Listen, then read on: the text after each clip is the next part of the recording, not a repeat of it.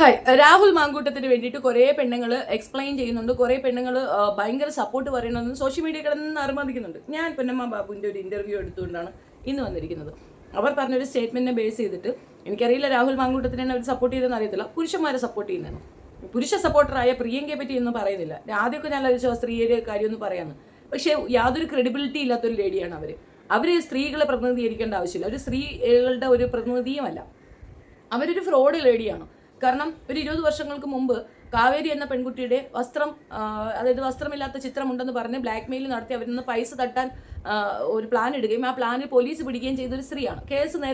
കേസിൽ നിന്ന് മുക്തയാവാനുള്ള കാരണം കാവേരി വിട്ടുകൊടുത്തതാണ്. അതേസമയം കേസ് ഫിനിഷ് ആയപ്പോഴത്തേക്ക് ഒരു വീരവാദം കൊണ്ട് വന്നായിരുന്നു. അപ്പോൾ കാവേരി പ്രസന്റ് ആയി, എന്നിട്ട് പറഞ്ഞു അങ്ങനെ കേസിൽ നിന്ന് അവർ റിലീസ് ആയതല്ല, ഞാൻ വിട്ടുകൊടുത്തേണം, മതി അവരെ പണിഷ് ചെയ്തെന്നുള്ളത്. ഒരു തെറ്റ് അവർ ചെയ്തു, ആ തെറ്റ് ഞാൻ ക്ഷമിച്ചു എന്നാണ് കാവേരി പറഞ്ഞത്.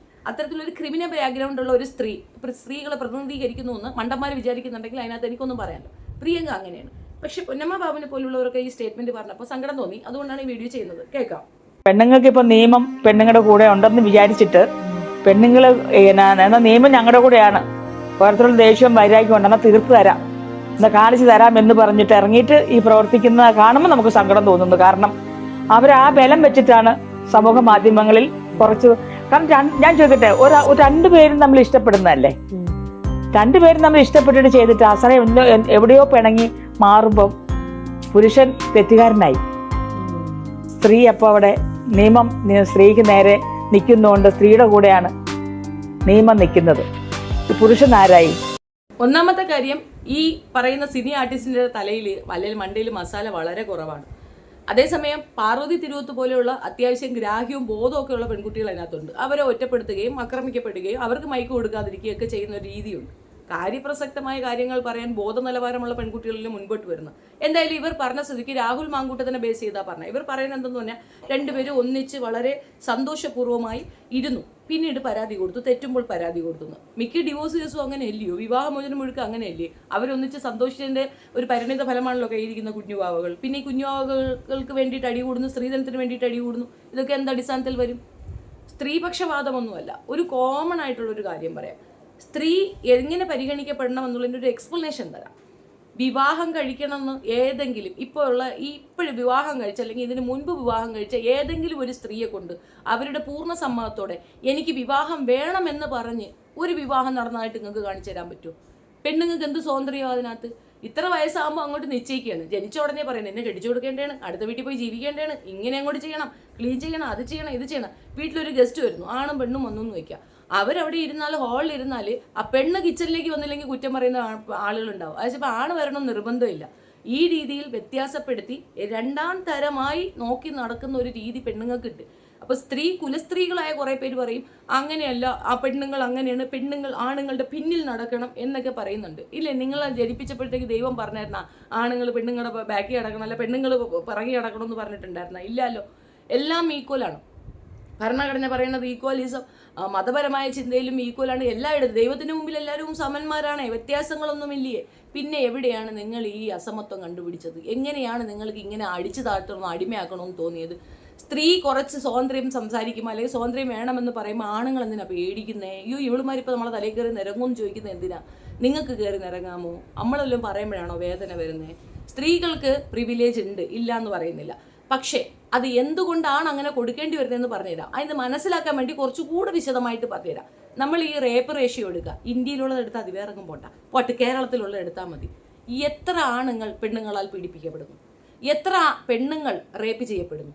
സെക്കൻഡിൻ്റെ അടിസ്ഥാനത്തിൽ നിങ്ങൾക്ക് കണക്ക് കിട്ടും. നെറ്റിലൊക്കെ സെർച്ച് ചെയ്താൽ മതി, ഇഷ്ടം പോലെ കിട്ടും. അങ്ങനെ ഒരു അവസ്ഥ വരുന്ന കാലഘട്ടത്തിൽ നിങ്ങൾ ഈ പറഞ്ഞതിന് വാല്യൂ ഉണ്ട്. അവിടെ പീഡനം അല്ലെങ്കിൽ ഈ മേൽക്കോയ്മ എന്ന് പറയുന്നത് സെക്സിലും ആണുങ്ങൾ തന്നെയാണ് മുൻപന്തിയിൽ നിൽക്കുന്നത്. പെണ്ണുങ്ങൾ അങ്ങനെയുള്ള വിധേയത്വമാണ്.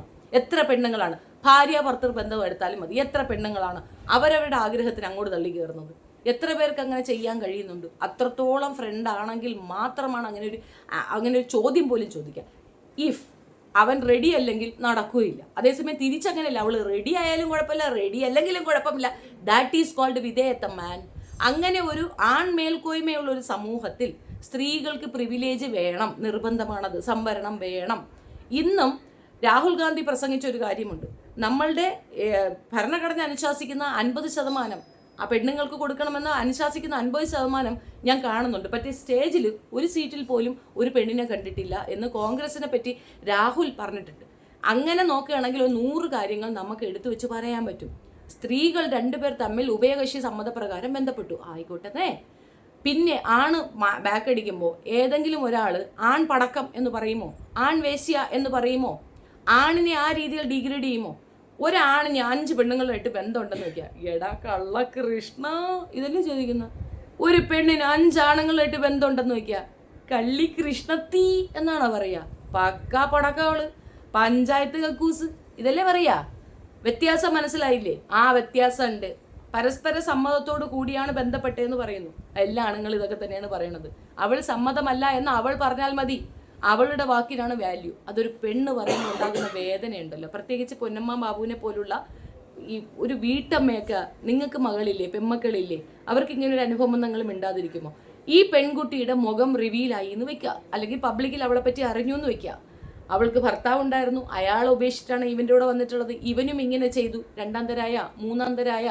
ഇനി അവൾക്ക് മറ്റൊരു വിവാഹ ബന്ധത്തിനെ കുറിച്ച് ചിന്തിക്കാനുള്ള സാഹചര്യം ഉണ്ടെന്ന് നിങ്ങൾക്ക് തോന്നുന്നുണ്ടോ?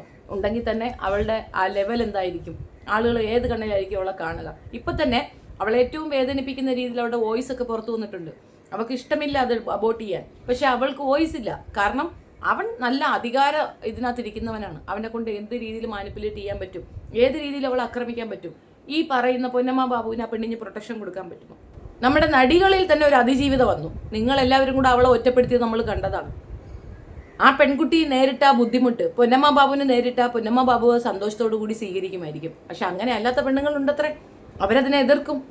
കോംപ്രമൈസിന് തയ്യാറായി ജീവിതം പച്ചപിടിപ്പിക്കണമെന്ന് ചിന്തിക്കാത്ത ഒരുപാട് നടിമാരുണ്ട്. അവരെന്ത് ചെയ്യും? എതിർക്കും. അത്തരത്തിലുള്ളവരെ നിങ്ങളെല്ലാവരോടും ഒറ്റപ്പെടുത്തും. പെണ്ണിന് പെണ്ണ് തന്നെയാണ് ഏറ്റവും വലിയ ശത്രു. അതിൻ്റെ തെളിവാണ് പൊന്നമ്മ ബാബുവിൻ്റെ ഈ സ്റ്റേറ്റ്മെൻറ്റ്.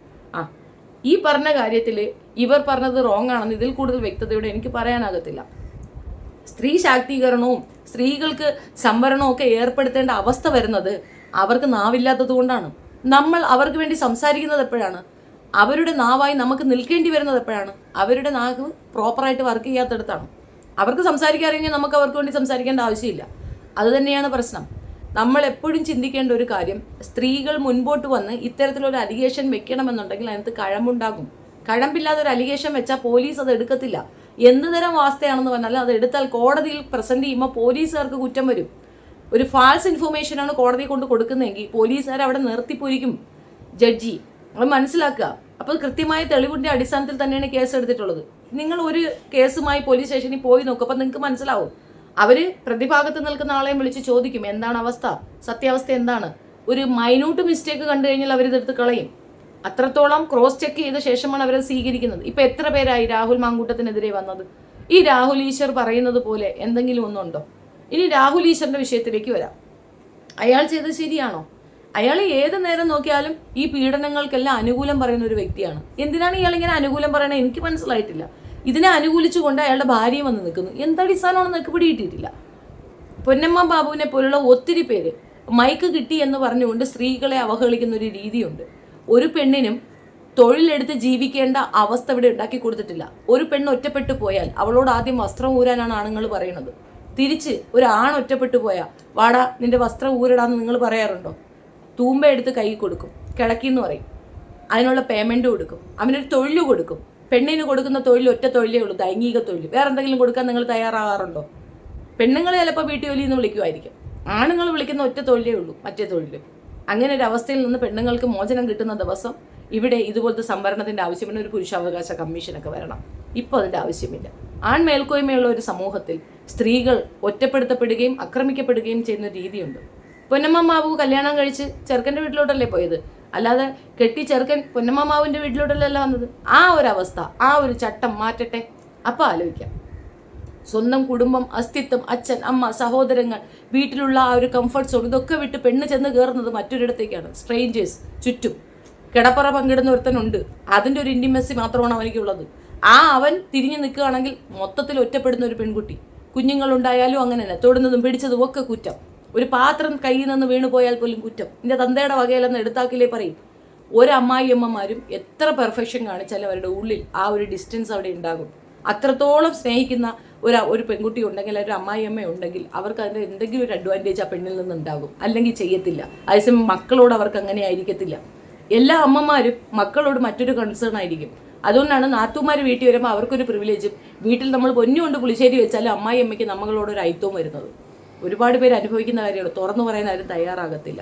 അതിൻ്റെ റീസണും ഇത് തന്നെയാണ്. പലരും പറയണത് മകനും അമ്മയും തമ്മിലുള്ള ആ ബന്ധത്തിൻ്റെ ഇടയിലേക്ക് ഒരാൾ വരുമ്പോൾ അവിടെ ഉണ്ടാകുന്ന അസൂയാണ് ഇതെന്ന്. ഒന്നുമല്ല, അവർക്കത് ഉൾക്കൊള്ളാൻ ചെറിയ ബുദ്ധിമുട്ടുണ്ട്.